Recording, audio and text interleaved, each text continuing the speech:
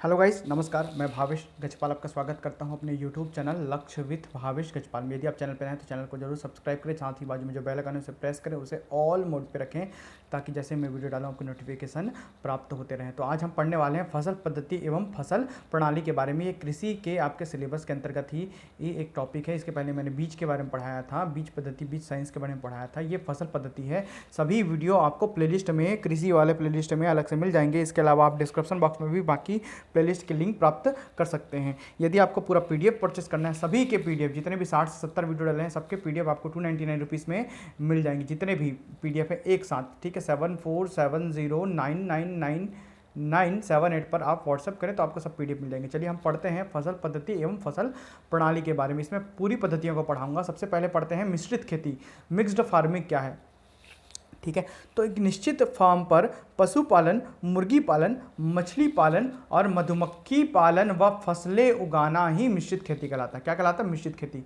ठीक है। एक बात और, यदि आप मैथ और रीजनिंग की क्लास ज्वाइन करना चाहते हैं तो आप उसी नंबर पर जो डिस्क्रिप्शन बॉक्स में दिया है या जो मैंने बताया है उस पर केवल व्हाट्सअप करें, कॉल ना करें। व्हाट्सअप करेंगे तो मैं आपको पूरी जानकारी दे दूंगा। सिलेबस 22 लेक्चर कंप्लीट हो गए हैं और मैं अगले 5 दिन में पूरा मैथ और रीजनिंग कंप्लीट करा दूंगा, टू द पॉइंट। 35 से 40 वीडियो आपको उसमें प्रोवाइड कराऊंगा, ठीक है। तो आज हम पढ़ने वाले हैं पशुपालन, मिक्स्ड खेती के बारे में। देखिए मिक्स खेती क्या है या मिक्स्ड फार्मिंग क्या है। एक निश्चित फार्म पर पशुपालन, मुर्गी पालन, मछली पालन तथा मधुमक्खी पालन व फसलें उगाना ही मिश्रित खेती कहलाता है। अब देखते हैं फसल पद्धति क्या है। क्रॉपिंग पैटर्न, किसी निश्चित क्षेत्र में निश्चित समय में बोई गई विभिन्न फसलों के क्षेत्रफल का अनुपात। किसी निश्चित क्षेत्रफल में निश्चित समय में बोई गई विभिन्न फसलों के क्षेत्रफल का अनुपात फसल पद्धति है।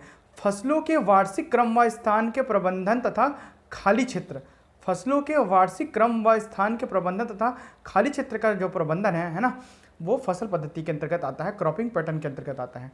अब देखते हैं फसल प्रणाली क्या है, क्रॉपिंग सिस्टम क्या है। फसल पद्धति का फार्म पर, मतलब फार्म हाउस पर, फार्म पर उपलब्ध संसाधनों एवं तकनीकी के साथ संबंध।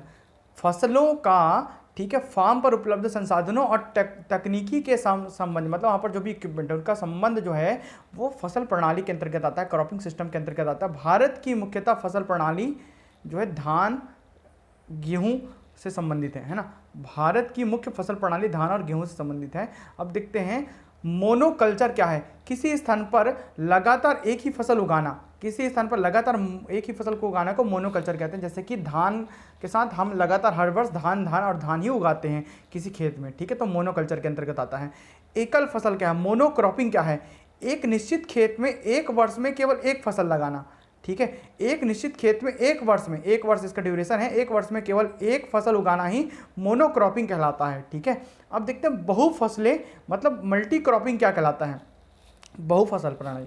तो एक निश्चित खेत में 2 या 2 से अधिक फसलों को बोना बहुफसल कहलाता है, बहुफसल का उदाहरण है, ठीक है। ये 2 प्रकार के हैं, बहुफसली पद्धति 2 प्रकार के हैं। देखिए कौन कौन से। पहला है मिश्रित फसल, मिक्स्ड क्रॉपिंग, ठीक है, और दूसरा है अंतरा फसलें, इंट्रा क्रॉपिंग। तो बहुफसली प्रणाली में मिश्रित फसल, मिक्स्ड क्रॉपिंग के को पढ़ते हैं।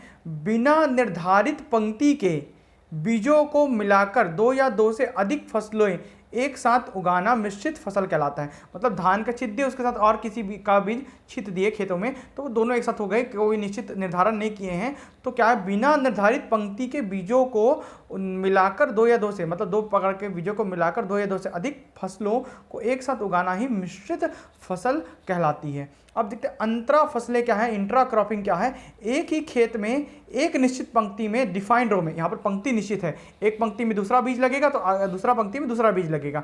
एक निश्चित पंक्ति में एक या एक समान पैटर्न पर 2 या 2 से अधिक फसलों को एक साथ उगाना अंतरा फसलें कहलाती हैं। जैसे गेहूं के साथ सरसों, 9:1 में, 9 लाइन अगर गेहूं का है तो 1 लाइन उसका सरसों का रहेगा। चना और सरसों का अनुपात है 4:1 या 6:1। ये सभी क्वेश्चन बन सकते हैं, इसको याद रखें, ठीक है। अब देखते हैं बहुमंजिला खेती, बहुमंजिला खेती के बारे में पढ़ते हैं।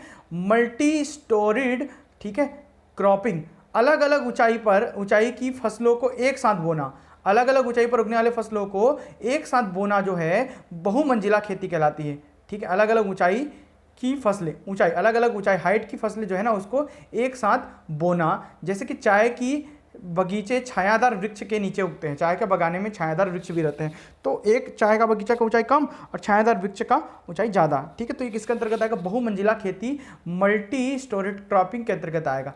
फसल चक्र क्या है? क्रॉप रोटेशन क्या है? ठीक है, तो मृदा की उर्वरता मतलब नाइट्रोजन वृद्धि को बनाए रखने के लिए फसलों को क्रमबद्ध बोना, सिक्वेंशियली बोना, क्रमबद्ध बोना ही फसल चक्र कहलाता है। अनाज वाली फसलों के बाद दाल वाली फसलों को, इसको क्वेश्चन को पूछा था टेक्नोलॉजी के अंतर्गत, पूछा था पिछले ACF रेंजर में कि अनाज वाली फसलों के साथ दाल वाली फसलों को उगाना से भूमि की उर्वरता बने रहती है। ठीक है, तो अनाज वाली फसलों के साथ क्या उगाते हैं? दाल वाली फसलें उगाते हैं। ठीक है, ये फसल चक्र कहलाता है, क्रॉप रोटेशन कहलाता है। अब देखते हैं आवंतरण या अविराम फसलें। ठीक है, रिले क्रॉपिंग क्या कहलाती है?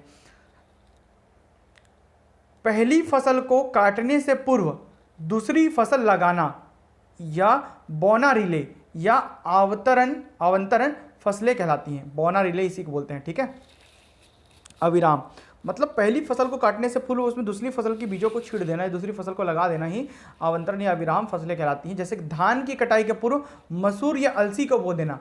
पैरा क्या? पश्चिम बंगाल व बिहार में रिले क्रॉपिंग का प्रकार है पैरा। ठीक है, रिले क्रॉपिंग अर्थात आवंतरण कृषि का प्रकार है। उतेरा क्या है? मध्य प्रदेश में रिले क्रॉपिंग के प्रकार को उतेरा कहते हैं और पश्चिम बंगाल में पैरा कहते हैं। ठीक है, ये मानक बुक का ही सार संग्रह है। अब देखते हैं गली फसलें एले क्रॉपिंग क्या कहलाती हैं? भूमि की उर्वरता शक्ति व उत्पादन शक्ति को बढ़ाने हेतु बड़े पेड़ों की पंक्ति के बीच में फसलों को उगाना। बड़े पेड़ों की पंक्ति के बीच में फसलों को उगाना एले फसलें का उदाहरण है, अर्थात गली फसलें का उदाहरण है। जैसे हल्दी, अदरक, उड़द, शकरकंद आदि को सफ़ेदा व बबूल के बीच में लगाना। ठीक है, ये एले क्रॉपिंग कहलाता है। अब देखते हैं ले फसलें क्या है? ले फार्मिंग क्या कहलाती हैं? ले फसलें, ले फार्मिंग कृषित फसलों के फसल चक्र में 2 वर्ष या उससे अधिक समय तक चारागाह रखना ले फार्मिंग कहलाता है। देखिए, कृषि वाले जो फसलें हैं, कृषि फसलों के फसल चक्र में 2 वर्ष या उससे अधिक समय तक चारागाह रखना ले फार्मिंग कहलाता है। अब देखते हैं एरेबल फसलें क्या हैं? एरेबल क्रॉप्स क्या हैं?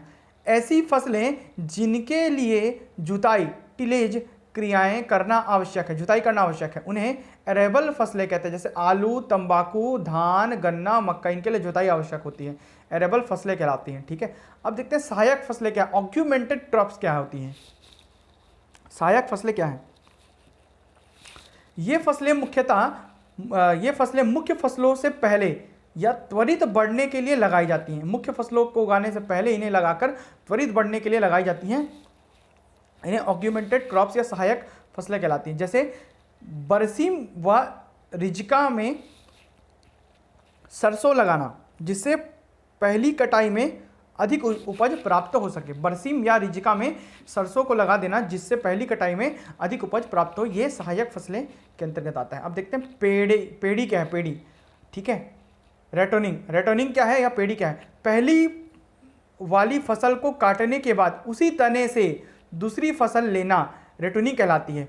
पहली वाली फसल को काटने के बाद उसी के तने से दूसरी फसल को लेना रेटोनिंग कहलाती है। यह क्रिया गन्ने एवं घासों में करते हैं, गन्ने एवं घासों में। नकदी फसलें क्या है? कैश क्रॉप्स क्या है? आलू, गन्ना, कपास आदि फसलों को नकदी फसलें कहते हैं क्योंकि इन फसलों के प्रति इकाई क्षेत्रफल से अधिक मूल्य प्राप्त होता है। आलू, गन्ना और कपास ये नकदी फसलों के अंतर्गत आता है। प्रति इकाई क्षेत्रफल से अधिक मूल्य प्राप्त होने वाले फसलों को नकदी फसलों के अंतर्गत लिया जाता है। अब देखते हैं कैच क्रॉप्स क्या है? कैच क्रॉप्स वो कैसे है और ये कैच है। जब मुख्य फसल उगाना संभव नहीं हो तब छोटी अवधि व जल्दी पकने वाली फसलों को बोना कैच या अल्प अवधि, कैच मतलब अल्प अवधि, कैच क्रॉप्स या कैच फसल कहलाती है। जैसे कि मूंग, उड़द, प्याज और चावला, ठीक है, ये कैच क्रॉप्स के अंतर्गत आती है। अब देखते हैं पलवार, मुल्च, ठीक है, या कवर फसलें, कवर क्रॉप्स क्या हैं? ये फसलें भूमि को ढककर रखती हैं जो मृदा नमी संरक्षण करने व मृदा क्षरण को मतलब भूमि के क्षरण को से बचाने के लिए उगाई जाती हैं। जैसे कि लोबिया, मूंगफली, उड़द, मूंग व शकरकंद। लोबिया, मूंगफली, उड़द, मूंग व शकरकंद आपका कवर फसलें कहलाती हैं। अब देखते हैं फांस फसलें क्या है? ट्रैप क्रॉप्स क्या है? फांस फसलें ये फसलें मुख्यतः फसल की बाउंड्री पर लगाई जाती हैं, जो कि कीटों व बीमारियों को अंदर की फसलों तक नहीं जाने देती। ये कहलाता है आपका ट्रैप क्रॉप्स, ठीक है। जैसे कि पत्ता गोभी के साथ सरसों वगैरह, है ना, इस प्रकार के फसलों को उगाना, पत्ता गोभी के साथ सरसों वगैरह उगाना, ये ट्रैप क्रॉप्स के अंतर्गत आता है। अब देखते हैं जीवन निर्वाह खेती, ठीक है। सब्सिस्टेंस फार्मिंग क्या है? खेती के प्राप्त उत्पादन, ठीक है, जो केवल पारिवारिक आवश्यकताओं को पूर्ण करता है, वो जीवन निर्वाह खेती कहलाता है। ऐसे उत्पादन, ऐसे खेती करना जो केवल आपके परिवारों का, ठीक है, आवश्यकताओं की पूर्ति करे मिनिमम, ठीक है, तो वो जीवन निर्वाह खेती कहलाती है। अब देखते हैं सघन खेती क्या है। इंटेंसिव फार्मिंग क्या है? प्रति इकाई भूमि पर अधिक मात्रा में खाद पानी देकर, मतलब आप पैसा कमाने के उद्देश्य से करें, खाद पानी देकर तकनीकी का उपयोग कर अधिक उत्पादन लेना, ये सघन खेती कहलाती है। ज़्यादा मात्रा में उपज करेंगे तो ज़्यादा कमाई होगा, ठीक है, वो सघन खेती के अंतर्गत आता है। अब देखें टिकाऊ खेती क्या है। टिकाऊ खेती, सस्टेनेबल एग्रीकल्चर क्या है? इस प्रकार की कृषि में कम लागत वाले आदानों का प्रयोग किया जाता है, कम लागत वाले आदानों का प्रयोग किया जाता है एवं रासायनिक उर्वरक, कीड़ानाशकों का प्रयोग सीमित किया जाता है। ये टिकाऊ खेती के अंतर्गत आता है। इससे भूमि की उर्वरक क्षमता काफ़ी समय तक बनी रहती है। भूमि की उर्वरक क्षमता को बनाए रखने वाले फसलों का उत्पादन करते हैं, ठीक है। इसे प्राकृतिक खेती, पारिस्थितिक खेती, इकोलॉजिकल फार्मिंग भी कहते हैं। प्राकृतिक खेती या पारिस्थितिक खेती भी कहते हैं, याद रखेंगे टिकाऊ खेती को। अब देखते हैं कार्बनिक खेती क्या है, ऑर्गेनिक फार्मिंग क्या है। संश्लेषित मतलब सिंथेसाइज रासायनिक उर्वरकों, कीटनाशकों, फफूंदनाशकों, खरपतवारनाशकों का प्रयोग नहीं करते हैं, ठीक है। इसके स्थान पर कार्बनिक खाद, जैविक उर्वरक और ट्राइकोग्रामा मतलब जैविक कीटनाशक, ट्राइकोड्रामा मतलब जैविक फफूंदनाशक, कोलेगो व डिवाइन मतलब फफूंद युक्त खरपतवारनाशी का प्रयोग करते हैं। इनको कोलेगो और डिवाइन कहते हैं ना। तो ये सभी कार्बनिक खेती के अंतर्गत आते हैं। भारत का पहला कार्बनिक राज्य उत्तराखंड, उत्तराखंड में कार्बनिक खेती होती है, ऑर्गेनिक कृषि होती है, ठीक है, या फार्मिंग होती है। भारत सरकार द्वारा हाल ही में सिक्किम को पूर्ण कार्बनिक राज्य घोषित किया गया है, ठीक है, घोषित किया गया है। रासायनिक खेती से कार्बनिक खेती प्रमाणीकरण में 3 से 4 वर्ष का समय लगता है। जैसे IFOAM 1972 कार्बनिक खेती पर नियंत्रण करने वाली संस्था, IFOAM 1972 में स्थापित की गई कार्बनिक खेती पर नियंत्रण करने वाली संस्था है। अब देखते हैं झूम खेती या शिफ्टिंग खेती, ठीक है, शिफ्टिंग कल्टीवेशन मेथड जो है झूम खेती के अंतर्गत आता है। झूम खेती क्या है? वनों को काटकर एवं जलाकर एक ही फसल, जैसे धान, 2-3 साल तक उगाना, ठीक है। वनों को काटकर एवं जलाकर एक ही फसल को 2-3 साल तक उगाना को झूम खेती या शिफ्टिंग खेती कहते हैं। यह खेती भारत में पूर्वोत्तर राज्य में की जाती है। ये अभी बैन है, ये झूम खेती करना अभी मानक नहीं है या बैन है, क्योंकि इससे वनों का ह्रास होता है। टोंगिया खेती क्या है? टोंगिया खेती वन रोपण के बाद जब तक पेड़ बड़े नहीं होते की जाने वाली खेती, जब तक पेड़ बड़े नहीं होते तब तक की जाने वाली खेती को टोंगिया खेती कहते हैं। दियारा खेती क्या है? दियारा सिंचाई, ये जनजातियों में भी प्रचलित है। दियारा नदी के किनारे एवं बाढ़ग्रस्त क्षेत्रों में बाढ़ हट जाने के बाद की जाने वाली खेती, जो नई मिट्टी आती है उसमें की जाने वाली खेती को दियारा खेती कहते हैं। समोच्च खेती क्या है? कंटूर कल्टीवेशन क्या है? समोच्च खेती क्या है?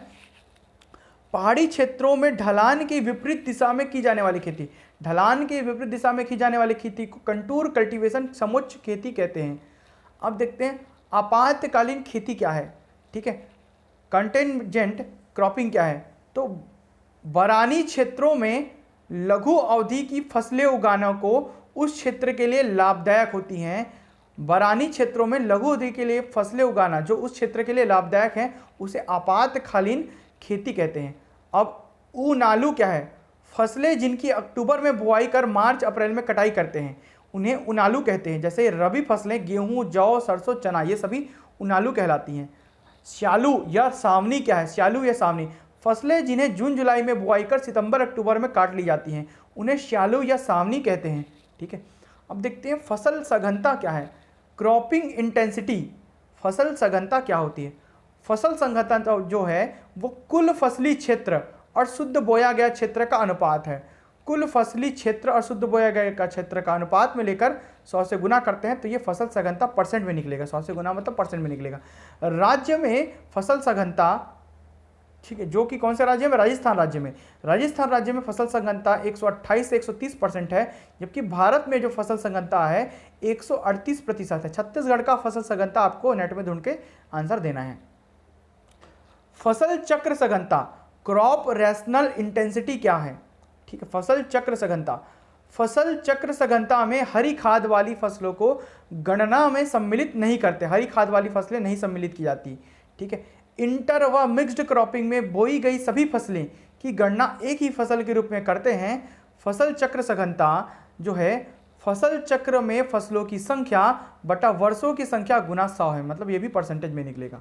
ठीक है, अब देखते हैं कौन कौन सा आएगा इसके अंतर्गत, जैसे कि धान, गेहूं, मूंग 300% फसल चक्र सघनता, चरी और बाजरा 200%, बाजरा, चना, परती, गेहूं 150% फसल सघनता, हरी खाद, आलू, गन्ना, पेड़ी 100%, मूंगफली, गेहूं, गन्ना 100%, चना, सरसों, जायद मूंग, मक्का, मूंग 300% की फसल सघनता दिखाते हैं। ठीक है, इस प्रकार फसल पद्धति और फसल प्रणाली का पूरा वीडियो यहाँ पर समाप्त होता है। यदि आपको पूरे वीडियो के PDF एक साथ चाहिए तो आप 299 रुपीज़ पे करके, ठीक है, एक साथ सभी 60 से 70 वीडियो के PDF एक साथ प्राप्त कर सकते हैं, जितने मेरे अभी तक YouTube चैनल पे बने हैं। 7470999978 पर आप व्हाट्सएप करें, केवल व्हाट्सएप करें, कॉल ना करें। धन्यवाद।